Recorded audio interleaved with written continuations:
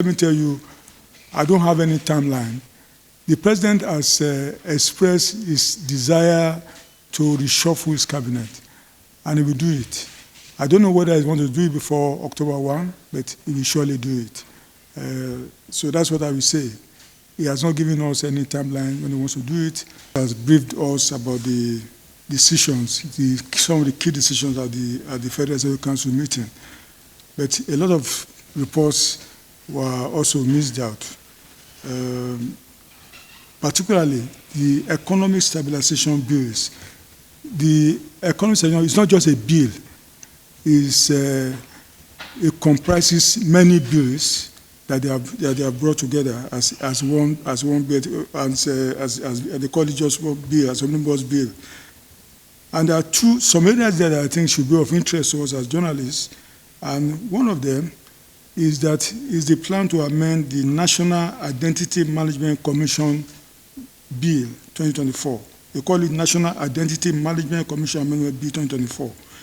This bill will amend the law that was made in some years ago, and it now provides, if the National Assembly passes that bill, it provides that everybody living in Nigeria, foreigners, all of them will now be registered and be given NIN, especially once you are doing some work here and you are earning income, you will be registered and be given NIN so that you can be taxed. Your NIN will give you the kind of tax identity, and you can also be taxed. You come under our tax structure. That's one of the bills to amend the National Identity Management Commission. That's the law that set it up initially, which precludes foreigners from being registered. They will now be registered under that amendment. The second one has to do with the operating laws guiding NIMASA and Nigerian Port Authority. Now, amendments were also under that economic stabilization bills, that all their fees, charges, levies, fines, and other monies accruing to them and payable to those agencies may now be paid in Naira at the applicable exchange rate. I think those agencies only were charging in dollars, but now they can always now collect it in Naira, which I found that this government wants to put a lot of emphasis on our national currency. Instead of everything being dollarized in our economy, government is now saying pay in Naira. It doesn't have to be everything in dollars. Now, the other one, which I think is also very significant, is the Tertiary Education Trust Fund Amendment Bill 2024. Why this one is important is that it also has an element there that affects NELFund. That's the Nigerian Educational Loan Fund. Some of us maybe have been wondering, how are we going to fund the loans we are giving to Nigerian students? Well, I think the government has brought out an answer.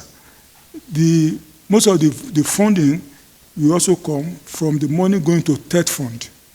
So there's an amendment to TED Fund Act that was made in 2011 that now says that the fund shall, before disbursement of the amount in the fund, that is TED Fund, before it disburses the amount in its fund, set aside in each year 1/3 of the amount to be transferred to the Nigerian Education Loan Fund, that's NELFund. That is 30% of whatever NELFund gets from the Federation account will now be passed on to NELFund. So that will provide a ready-made source of funding to NELFund.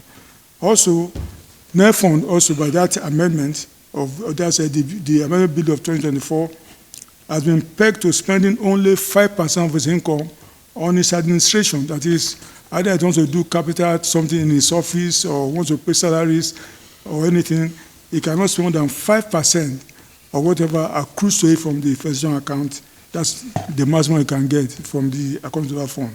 So 30% of its fund is now going to fund the NELFund, and 5% to fund its own operations. So those, briefly, are those things we have for you today. I said, we want to thank you for your time and for listening. Problem. Well, I don't know whether TED Fund has been doing a lot of work helping universities, not just even education, college education or polytechnics and so on, were doing a lot of work. Well, government must have looked at the money accruing to it, and must have felt that maybe if you take away 30% of whatever comes to it, it will also help the students who go to all those schools. Because that's what the whole idea is all about. The idea of NEFON is to make sure that all our children, wherever they may be, are able to go to school, even if their parents are poor. So, and therefore cannot just be building assembly halls or laboratories without making sure that even the students who are going to use the facilities are able to use them with loans from NEFON. So that may be the logic of government. That let's TEFON also fund NEFON. The NEFON money will not only come from TEFON.